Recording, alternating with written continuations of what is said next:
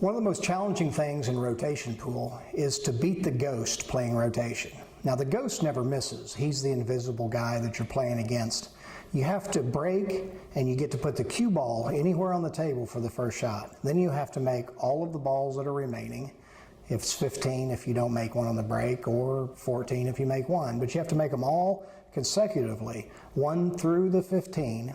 Combinations are legal if you hit the lowest numbered ball on the table, and you have to make all the balls without missing. That's how you win. So let's give it a try.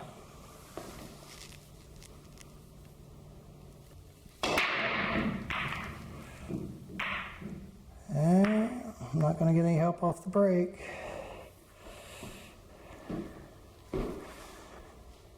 All right.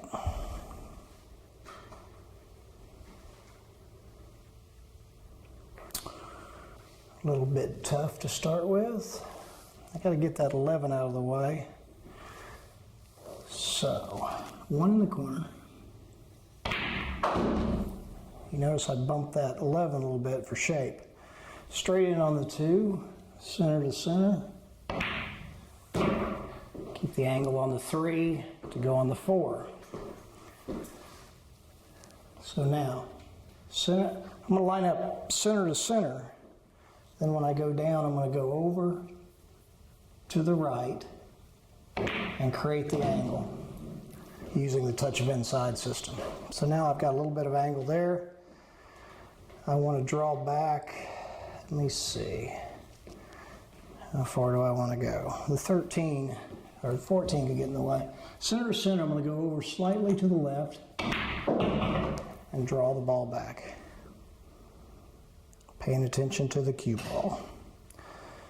So now, I've got to get shape on the 7 next. So, center to center. I want to draw the ball back here. So I've got to go over a little bit to the left to draw that back. That's using the touch of inside system to create that angle. Now, center to center, go over to the right, and let it spin out for position. Just playing the cue ball speed. The touch of inside takes care of the angle. Always lining up consistently. So now, center to center. Next shot is on the 9. So I'm just going to come straight back, basically towards where I was. Okay. Now I got to go straight back for position on the 9. One thing that I want to say is, it's easy, you know, if you're trying to come back and just stop in this area, that's hard for your mind to grasp. So what I want to do is think about coming all the way back to this rail, then come back. Then I can see that anywhere in here is good. So I'm creating a zone with a touch of inside. So center to center brings me back here. I want to go a little bit out here, so I'm going to cue it just a little bit to the left to make it deflect slightly to the right to create this angle.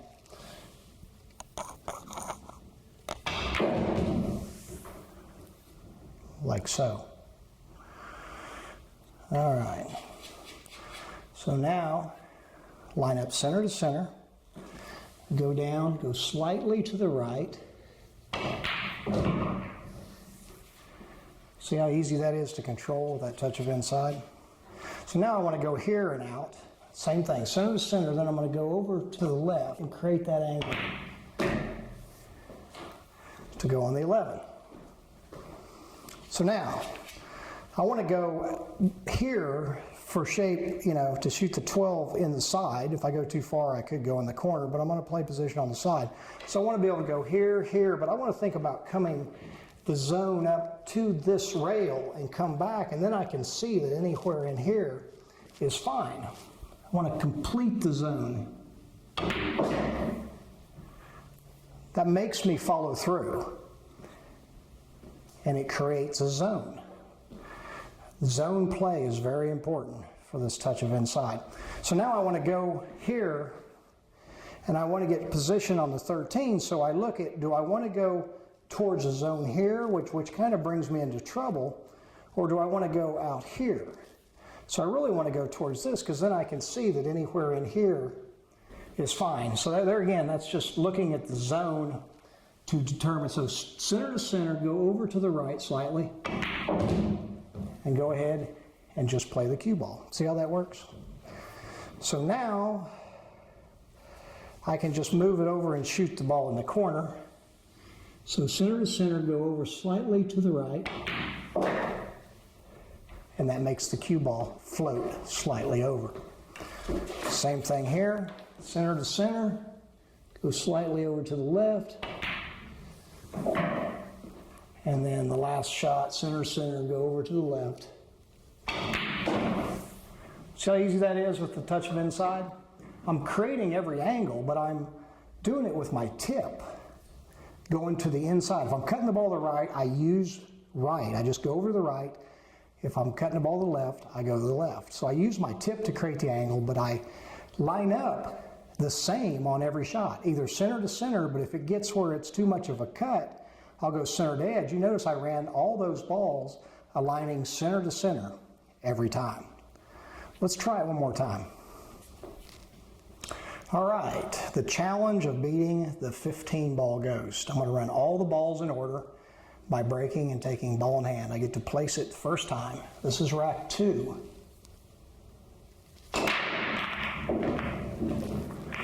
I made 1. I made 2. That makes it a little bit easier. So now I'm going to give myself a little bit of angle. I want to come out here so that I can make the 3 in the side and go over towards this rail for the 4. So I want to draw it towards this rail here. Touch of right, because I'm cutting it to the right. Just make sure I follow through. The speed is really all I have to worry about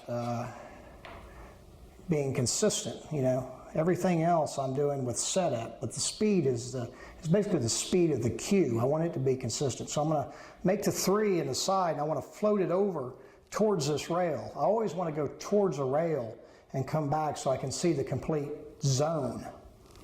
With the touch of inside, that's important. So I want to go towards this zone because the next shot's on the 6.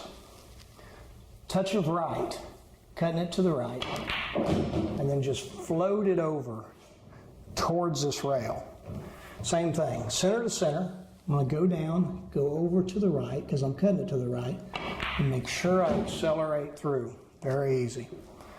Now, straight in on the 6. I'm going to make sure I accelerate on this one too. I don't want to change my stroke. I want to hit everything the same. And that's, you know, that's consistency. Consistency is basically doing the same thing over and over. Now, I could come over and stop it here, but I want to go ahead and stroke it and come to the rail and out. It gives me a little bit more control. Center to center, go over to the left just a little bit and make sure I accelerate. The rail gives me a little more control. So now, I'm center to center. I got to cut it to the left a little bit, so I'm going to use a little bit of left. And I'm going to accelerate through. I about missed that one because I didn't accelerate quite right. But I know how to adjust for that. So now, center to edge, but I'm going to go over a couple tips and I'm going to spin the ball so that it comes back. Still with the inside. So now, straight in. Now I'm a little bit, since I'm so close, sometimes I have to, like normally if I was out here, I'd go center to center. But if I go center to center here and go over, I can't cut it enough. So I'm going to line up center to edge and go down, and then go in and play it like that. So it's I either line up to center or line up to edge.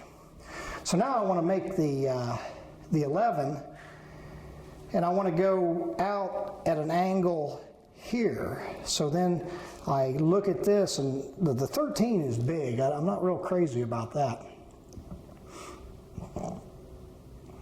But if I go towards this rail, I've got from here to here, it's okay. So just a little bit of left.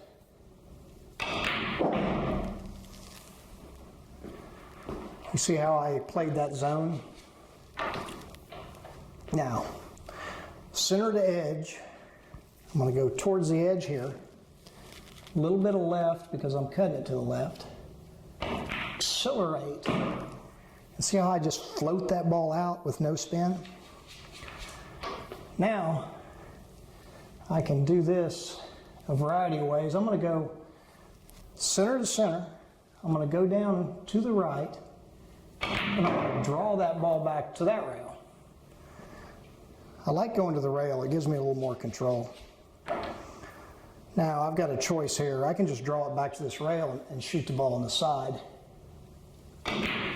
which seems like the thing to do. I filled up this pocket, so I better clear it out because this is my last ball. Center to center goes to here. I'm going to line up like that. Then I'm going to go over to the right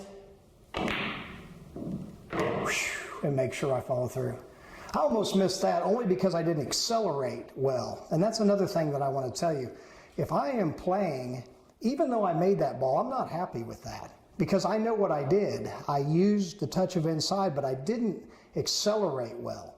So the next shot, the very next shot, I would make sure I did that because I want to play all shots the same. So if I don't hit one right, even if it goes in, if I don't hit it as well as I want, if it doesn't hit the center of the pocket, I'm going to make a slight adjustment on the next shot so that I can correct it and I don't start falling into bad ways, because sometimes that's what players do.